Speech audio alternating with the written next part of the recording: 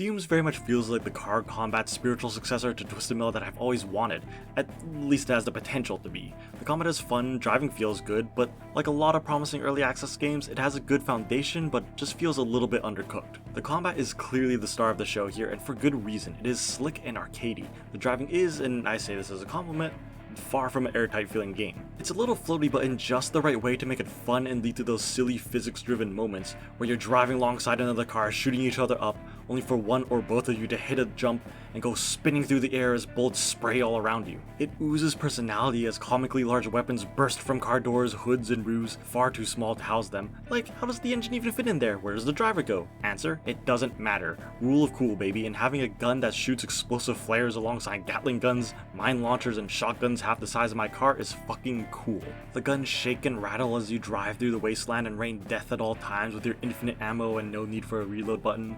Guns have a satisfying punch as they shoot, burn, or explode against the enemy cars. Everything feels like it has a thin or sometimes not so thin layer of dirt, oil, and even blood all over it. It all lends to this cartoonishly over-the-top world that revels in its violence and lack of logic, rather than running from it or feeling a need to explain it away with a snarky comment. It feels kinda genuine. It's kind of like if Mad Max met Wile E. Coyote. When not in combat, the game has you driving around an open world from mission to mission.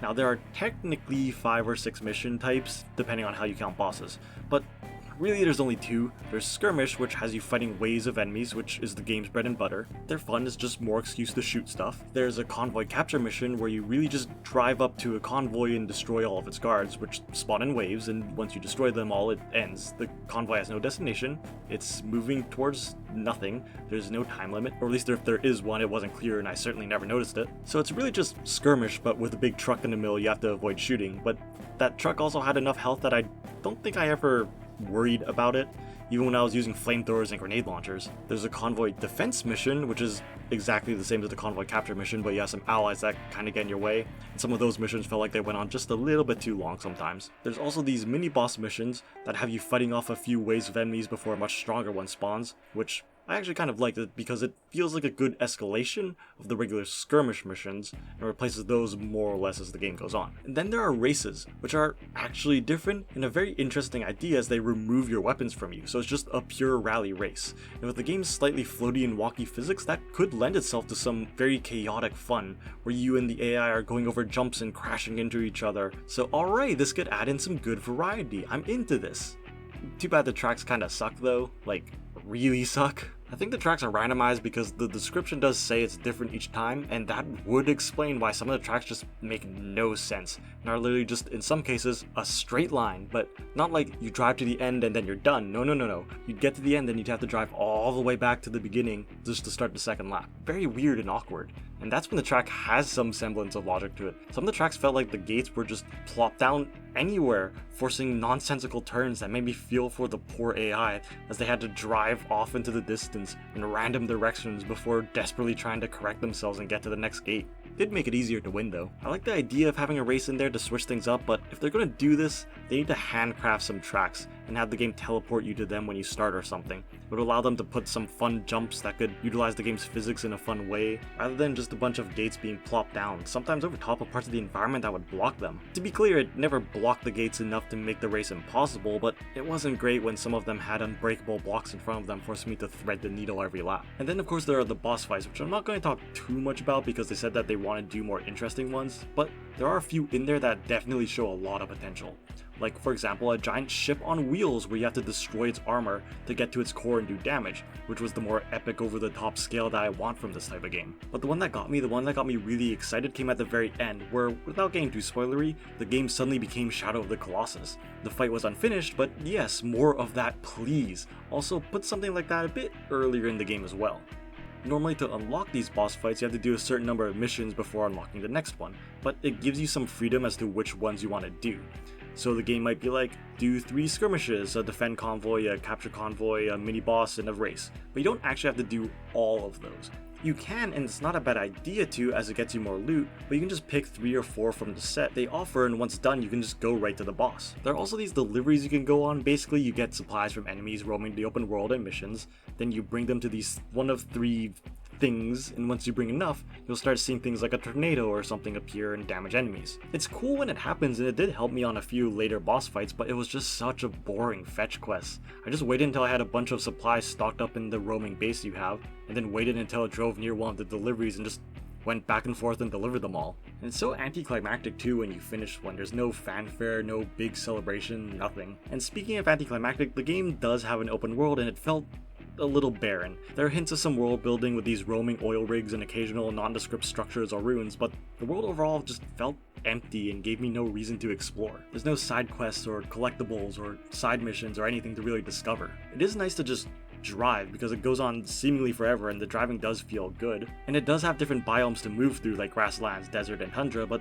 they don't change much outside of visuals, and the game lacks any interesting landmarks or locations to make driving that interesting. Like in a Forza Horizon game, it's fun to just drive through the pretty environments and they have things like volcanoes or something to drive down. There's really none of that here. I spent most of my time staring at the compass at the top of the screen, going from one icon to another, making the open world more of a mission select screen than anything. I wish they gave me more reason to go out and explore. One of my favorite parts of Forza Horizon is when the game will suddenly be like, hey, there's a classic car in a shack somewhere in this general area, go find it, and you just have to drive around and explore. I'd love it if you could stumble upon maybe like a mini boss roaming the map, and by defeating them you unlock new car bodies, weapons, or suspensions, and once you do that, then you can get those drops from missions and get the more interesting, more powerful version from that. Because right now the loot system, like a lot of things, feels a little bit underbaked. At the moment you get car bodies, weapons, and suspensions dropped after missions or killing some random drivers around the map, who had the gall to obstruct your view of the beautiful wasteland. This loot has rarity from C up to S and will have random stats, and duplicates can be combined to increase the stats of one of them. They have no additional bonuses or modifiers or perks that would make you want to make a build around them or add some interesting mechanic unique to that weapon to set it apart from one in the same category.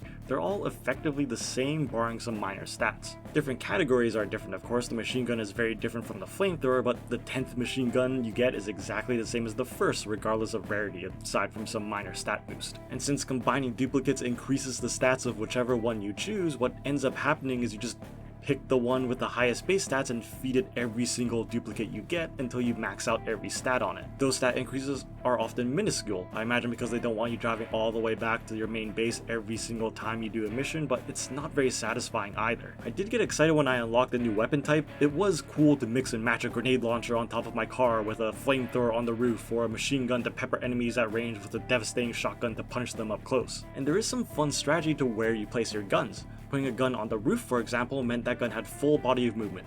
Up, down, left, right, 360 no scope, the works. But if I put a gun on the hood, well, now it can only fire in a relatively narrow cone in front of me.